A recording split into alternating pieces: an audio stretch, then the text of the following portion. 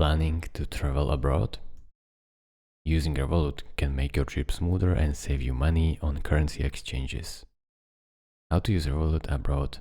This is a Revolut tutorial. First, make sure your Revolut card is activated and you have topped up your account in your home currency. This can be done easily through the app. Before you leave, you can exchange your money directly in the app at interbank rates.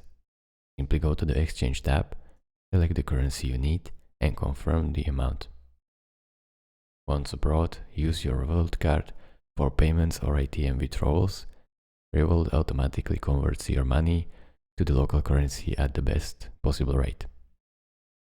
You'll receive an instant notification after each transaction, so you can easily keep track of your spending.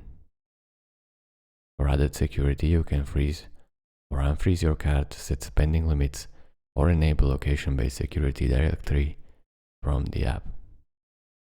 That's it. Thank you guys for watching.